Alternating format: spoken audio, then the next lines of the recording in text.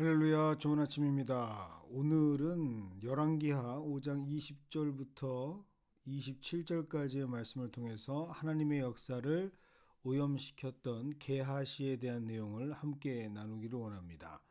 먼저 오늘 우리에게 주어진 본문은 아주 명료합니다. 아람의 군대 장관 나아만이 고침을 받고 자신의 나라로 돌아가던 중에 엘리사의 사환이었던 게하시가 하나님께서 치유하신 일의 대가를 자신의 것으로 취하려 답례를 요청하고 갈취했을 때 그에게 벌하시는 하나님의 역사하심에 대한 내용이 기술되어져 있습니다. 그리고 오늘 말씀은 우리가 이 사건을 통해서 과연 무엇을 하나님께서는 알기 원하시는지를 함께 나누는 시간이 되기를 원합니다. 오늘 말씀은 게하시의 탐욕을 통해서 거룩하신 하나님의 역사를 자신의 유익을 위해 방해하고 오염시키는 것은 죄라고 하는 사실을 알려주시고 있습니다. 이를 좀 더 잘 이해하기 위해서는 오늘 주어진 본문에 기록되어지진 않았지만 오늘 사건 이전에 있었던 하나님께서 인도하시는 역사의 사건을 재조명할 필요가 있습니다. 먼저 나아만 장군이 왜 엘리사를 찾아갔는가? 그 이유는 분명히 아는 것에서부터 시작을 해야겠죠. 나아만 장군은 고침을 받기 위해서 엘리사를 찾아옵니다. 자신의 병을 고치는 것이 가장 우선시 되어지는 목적이었고 그것을 위해서 이미 아람 왕의 친서를 받았고 예물을 준비해서 하나님의 사람 엘리사를 찾습니다. 하지만 여기에서 하나님께서는 왜 나아만을 고쳐주셨을까요? 우리가 여기에 집중해야 할 필요가 있습니다. 하나님께서 나아만 장군을 고쳐주신 이유는 하나님께서 누가 되시는지, 하나님이 누구이신지를 증거, 고백, 영광 받으시기 위해서 나아만 장군을 사용하신 것이죠. 이를 위해 잠시 우리는 열왕기하 5장 16절을 함께 나눌 필요가 있습니다. 이르되 내가 섬기는 여호와께서 살아계심을 두고 맹세하노니 내가 그 앞에서 받지 아니하리라 하였더라. 하나님의 선지자 엘리사는 나아만 장군의 답례 예물을 그냥 거절한 것이 아니라 여호와의 살아계심을 두고 맹세까지 하면서 그 예물을 받지 않겠다라고 기록하고 있습니다. 이 말씀을 집중하다 보면 엘리사가 받지 않았다라는 사실보다 그가 여호와의 살아계심을 두고 맹세했다라는 사실에 더 큰 무게가 실리는 것을 깨닫게 됩니다. 즉 엘리사가 그 예물을 받지 않았던 그 뭔가의 이유, 거기에는 분명한 하나님의 뜻이 개입되어져 있다라는 것을 우리는 감지할 수가 있습니다.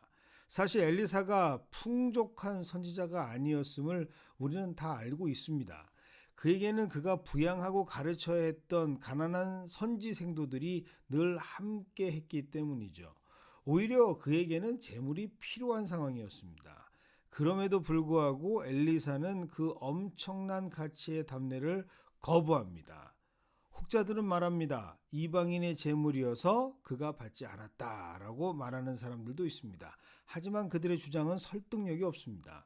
그렇다면 왜 굳이 엘리사는 여호와의 살아계심까지 두고 맹세하면서 그 답례를 받지 않았던 것일까? 그 이유는 바로 단 하나, 하나님께서 나만을 고치신 이유는 오직 하나님의 은혜임을 드러내기 위해서였음을 우리는 분명히 깨달아야 한다는 사실이죠. 여기에서 우리가 상기해야 될 점은 바로 그 답례가 나아만 장군이 이미 아람에서부터 준비하여 온 예물이라는 점에 우리는 꼭 그것을 집중해야 합니다. 그는 병을 고치기 위해서 찾아왔고 그 병이 고쳐질 경우를 대비하는 차원에서 예물을 준비했던 것이죠. 이것은 감사의 의미와는 전혀 다른 의미로 구별되어야 합니다. 이방인이었던 나아만은 그의 회복을 철저한 이방인을 섬기는 방식으로 접근했던 것이죠. 당시 이방인들은 병을 고침받으면 응당 2에 해당하는 그 값을 치르는 방식으로 신과의 성스러운 거래를 마무리하게 됩니다. 나아만 역시 하나님께 고침을 받고 그것에 대한 사례를 하면서 신과의 거래를 깨끗하게 마무리하려고 했던 것이죠. 그가 나빠서였기보다는 오히려 그것이 이방인들의 방식이었기 때문이죠. 고침을 받으면 답례를 하고 그 값을 치르는 아주 지극히 자연스러운 이방인의 관례로 나아만은 이미 예물을 챙겨서 준비했던 것입니다. 그러니 나음을 입었을 때 너무나도 자연스럽게 예물을 받으라라고 엘리사를 강권하는 것이 성경에 기록된 말씀이죠. 하지만 하나님께서는 그런 이방인 신들의 질서 속에 포함되실 수 있는 분이 아닙니다. 하나님께서는 이방인들의 그런 신을 대하는 방식과 범주에 포함되시는 것조차 거부하고 원하지 않으십니다. 하나님께서는 나아만이 준비한 담례와 거래 때문에 그의 문둥병을 치료하신 것이 아니죠.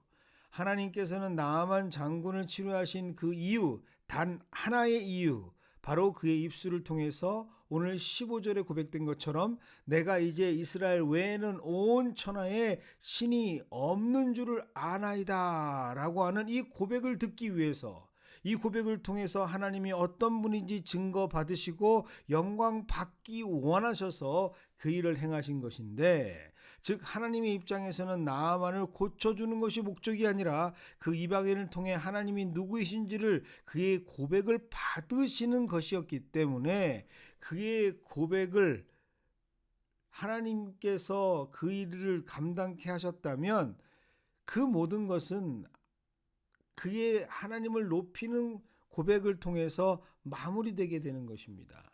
그리고 이것을 분명히 알고 있는 엘리사는 16절을 통해서 확고한 그 목적을 분명히 규정하고 있는 것이죠. 어떤 측면에서 봤을 때 너무 과하다 할 정도로 거부하고 사양합니다. 단순하게 기록되어도 충분한 거부 의사가 잘 전달될 수 있음에도 불구하고 5장 16절을 보면 여호와께서 살아계심을 두고 맹세까지 하면서 해야 하는 아주 중대한 사안으로 말씀하고 있다는 사실이죠. 왜?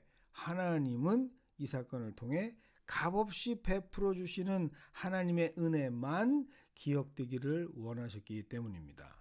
하나님의 호의와 사랑만 증거하시기 원하시고 있기 때문이죠. 그러므로 그 하나님의 역사에 인간의 재물, 담례가 치러지고 값이 지불된다면 그것은 오히려 하나님의 일을 방해하는 결과를 초래합니다. 즉 이것은 하나님의 역사를 가리는 절대 용서받을 수 없는 성령 해방죄에 속하게 되는 것이죠. 하나님은 나아만의 삶에 이 하나님의 은혜가 고스란히 새겨지고 그를 통해 만천하에 하나님이 누구이신지가 고백되기를 원하셨던 것입니다. 그런데 오늘 본문에 등장하는 게하시는 이러한 하나님의 뜻과 하나님의 계획과 하나님의 일을 오염시키는 자로 기록되고 있습니다. 마치 미꾸라지 한 마리가 온 개울을 분탕질하듯이 그의 잘못된 생각과 행동은 하나님께서 행하신 은혜의 역사를 이방인들의 신들에게 행하는 일쯤으로 완전히 격화시키는 꼴을 만들어 버립니다. 결국 이것은 하나님의 일을 더럽히게 되는 것이었고, 그래서 아주 독특하게 게하시는 나아만에게 있었던 문둥병이 자신에게 옮겨가는 저주를 받게 되는 것이죠. 하나님께서 고치신 나아만 장군의 문둥병, 그렇게 고치신 문둥병은 난치병을 고치신 하나님의 역사였지만 그것이 게하시로 옮겨질 때는 부정한 죄인의 상징으로 그의 몸에 새겨지는 것입니다. 그리고 더욱 안타까운 사실은 그의 주어진 저주 때문에 27절입니다. 내 자손에게 미쳐 영원토록 이르리라 라고 하는 끔찍한 가문 전체에 씻을 수 없는 하나님의 응징으로 그에게 저주되었다라는 사실이죠. 그래서 오늘 본문의 말씀은 우리에게 확고한 하나님의 뜻을 알려주시고 있습니다. 그것은 바로 하나님의 영광스러운 은혜의 역사를 인간 자신의 탐욕으로 더럽히게 될 때 하나님의 역사를 자신의 목적을 추구하는 것에 사용하거나 자기의 것으로 활용하려고 할 때 하나님께서는 그것을 부정한 죄로 규정하신다라고 하는 사실입니다. 그래서 우리는 하나님의 이름으로 자신의 목적을 취하는 범죄를 절대로 저질러서는 안 된다라고 하는 사실을 오늘 말씀을 통해서 강력히 선포하고 계신다라는 사실이죠. 사랑하는 우리 교회 연합교회 성도들은 이 게하시의 실수를 꼭 기억하시는 오늘이 되기를 원합니다. 그래서 어떤 경우에도 하나님의 행하심을 자신의 유익을 위해, 자신의 의를 위해 오염시키거나 방해하게 된다면 그것은 하나님께서 절대로 방관하지 않으시는 죄가 된다는 사실을 꼭 기억하시기를 바랍니다. 그리고 그 값은, 죄값은 치르게 됩니다. 우리는 오직 하나님의 영광을 위해서 쓰임받는 하나님의 성도가 되어야지 이렇게 실수하거나 이렇게 저주의 대상이 안 돼야 한다라는 사실을 꼭 기억하시는 우리 모두가 되시기를 주님의 이름으로 축원드립니다.